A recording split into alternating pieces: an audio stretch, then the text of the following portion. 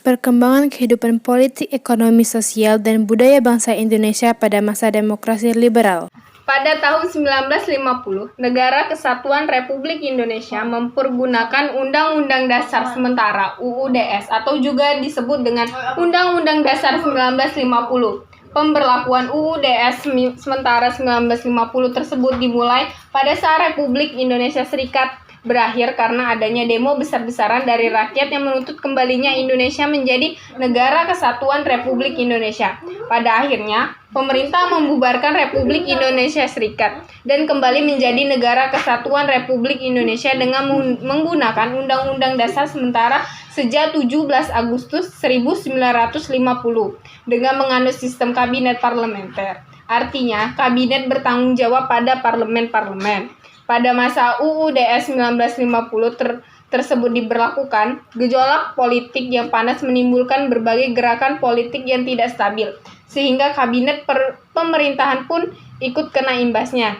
Tercatat pada periode 1950 hingga 1959 ada 7 kali pergantian kabinet, yaitu 1950 sampai 1951 yaitu Kabinet Natsir, 1951 sampai 1952 Kabinet Sukiman-Suwirjo, 1952 sampai 1953 Kabinet Wilopo, 1953 sampai 1955 Kabinet Ali Sastromijojo I, 1955 sampai 1956 Kabinet Baharudin Harahap, 1956 sampai 1957 Kabinet Ali Sastro Amidjojo II, 1957 sampai 1959 Kabinet Juanda. Hingga puncaknya pada 5 Juli 1959, Presiden Soekarno mengeluarkan dekret yang isinya seperti yang telah dicantumkan pada masa berakhirnya UUDS 1950 dan kembalinya ke Undang-Undang Dasar 1945. Sistem kabinet parlementer ikut juga berakhir menjadi sistem demokrasi terpimpin di mana seluruh keputusan dan pemikiran hanya terpusat pada presiden. Kehidupan politik pada masa demokrasi liberal. Politiknya menggunakan sistem multipartai yang memicu terjadinya persaingan antar fraksi politik di parlemen untuk saling menjatuhkan. 1. Sistem pemerintahan. Presiden hanya bertugas menjadi kepala negara, bukan menjadi kepala pemerintahan. Kegiatan pemerintahan dilakukan oleh menteri, perdana menteri, dan kabinet bertanggung jawab terhadap parlemen atau DPR. Sistem pemerintahan yang berjalan yakni parlementer. 2. Kabinet. A. Kabinet Natsir, gabungan antara Masyumi dengan Partai Indonesia Raya atau Parindra, Partai Katolik, Parkindo, dan PSII.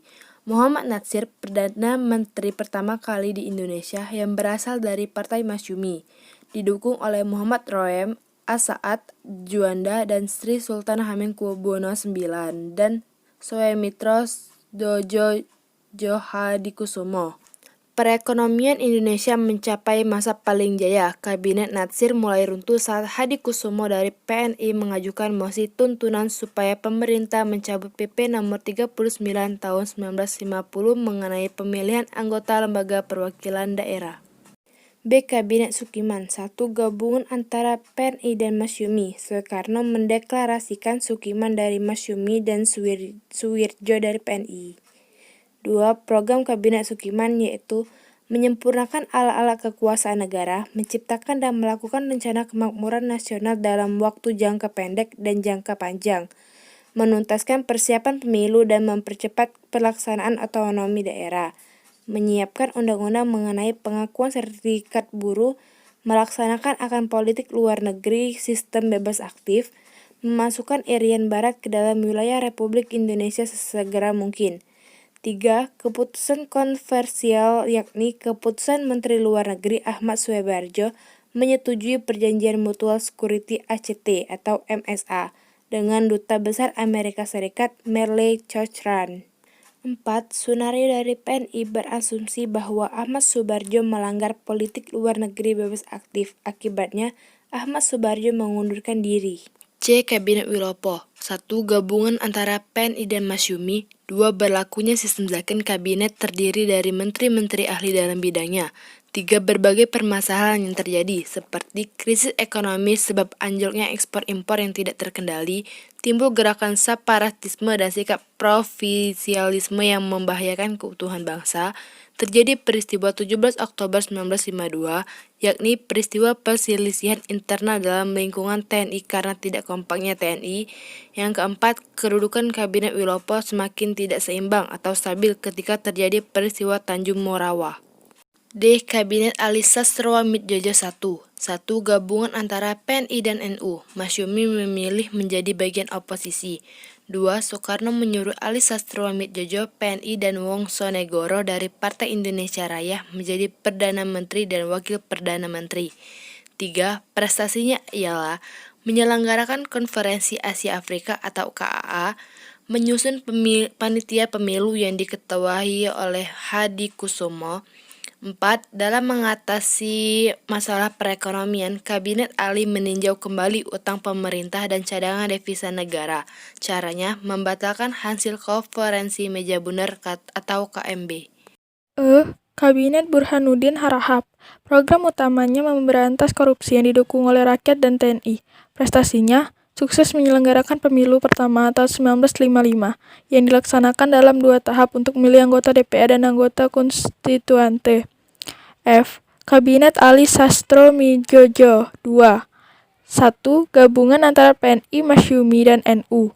2. Program kerjanya meliputi melakukan pembatalan hasil KMB, berjuang mengembalikan Irian Barat ke naungan Indonesia, memulihkan kembali keamanan dan ketertiban serta pembangunan ekonomi, keuangan, industri, perhubungan, pendidikan, dan pertanian, menjalankan hasil keputusan KAA, merealisasikan perubahan ekonomi kolonial menjadi ekonomi nasional. 3. Bermacam permasalahan yang timbul seperti sentimen anti-Tionghoa mulai berkembang biak di dalam masyarakat. Timbul kekacauan di beberapa daerah yang merujuk pada gerakan separatisme. Perselisihan antara pengusaha Tionghoa dan pengusaha nasional dampak dari pembatalan hasil KMB. 4. Akhir masa Kabinet Ali II dikarenakan oleh mundurnya sejumlah menteri. G. Kabinet Juanda. 1. Asal-usul pembentukan. Keadaan politik dan keamanan Indonesia yang semakin tidak menentu, pertentangan antar parpol semakin parah dan memanas. 2. Dinamakan Kabinet Karya, sebab disusun berdasarkan zakon kabinet. 3. Programnya antara lain: A. Menyusun Dewan Nasional, yakni badan yang bertujuan meneru dan menyalurkan aspirasi dari berbagai kekuatan non-partai yang ada dalam masyarakat. B. Normalisasi keadaan RI. C. Mengusahakan pengembalian Irian Barat. D. Menyelenggarakan proses pembangunan. 4. Dalam memimpin sistem pemerintahan, Juanda ditolong oleh Hardi K.H., Itham Khalid, dan J. Laimana. 5. Prestasinya meliputi memutuskan garis kontinental batas wilayah laut Indonesia melewati deklarasi Juanda, mengadakan musyawarah nasional atau MUNAS untuk meredam pergolakan di berbagai daerah. 3. Sistem kepartaiannya dimulai dengan Presiden Soekarno membangun PNI pada tanggal 23 Agustus 1945. Wapres Muhammad Hatta menyatakan maklumat pemerintah tanggal 3 November 1945 dan terciptalah 10 parpol, yaitu Masyumi, PNI, PSI, PKI, PBI, PRJ, Parkindo, PRS, Permai, dan PKR. Sistem kepartaian yang diterapkan adalah sistem partai multipartai. 4. Pemilu 1955. A. Diselenggarakan dalam 2 tahap, yakni tahap pertama tanggal 29 September 1955 untuk pemilihan anggota DPR atau parlemen. Tahap kedua tanggal 15 Desember 1955 untuk pemilihan anggota konstituante. B. 5 partai terbesar dalam pemilu 1955 adalah PNI, Masyumi, PKI, PSSII, dan NU. C. Segi positif yang dapat dipetik yakni tingkat partisipasi masyarakat yang tinggi, sedikitnya jumlah orang yang tidak memilih atau golput.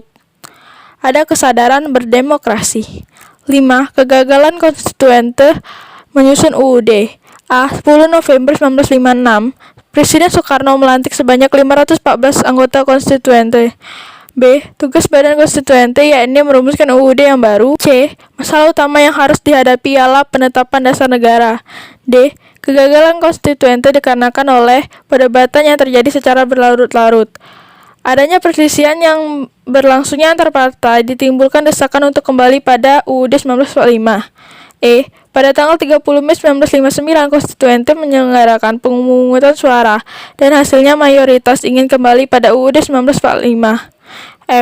Posisi konstituente terdesak saat Ahmad Nasution menyatakan Perpu 040/1959 yang isinya larangan politik.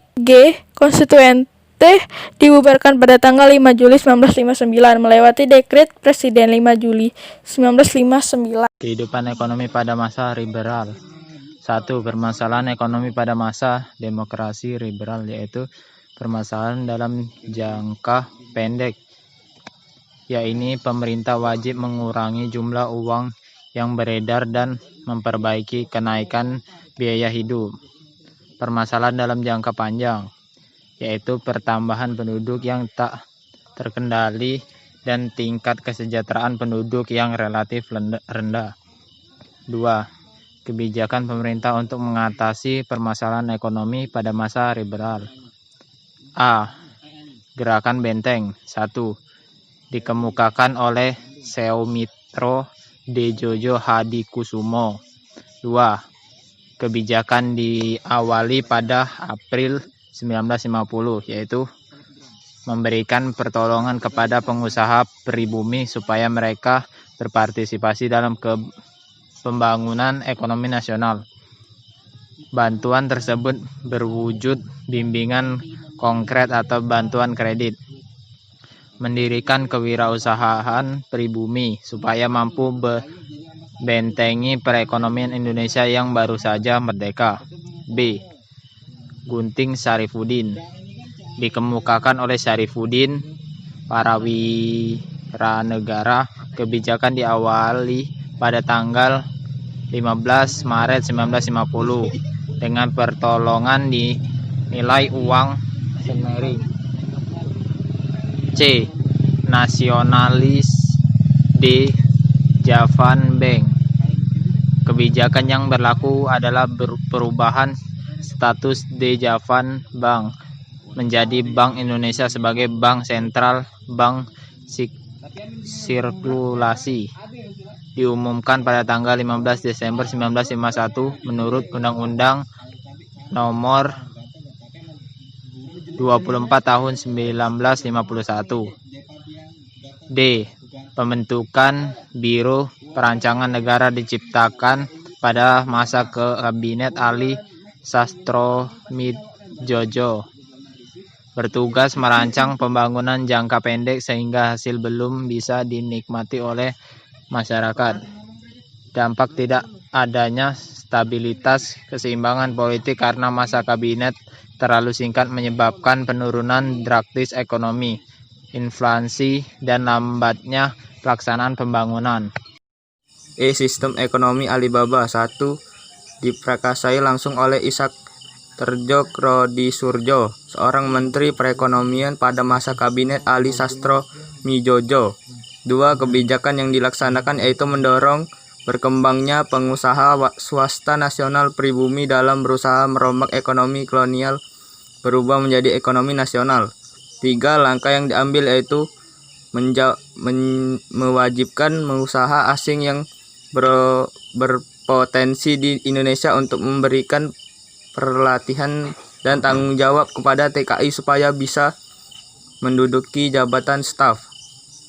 Membangun perusahaan negara, menyediakan fasilitas kredit, memberikan lisensi untuk perusahaan swasta nasional.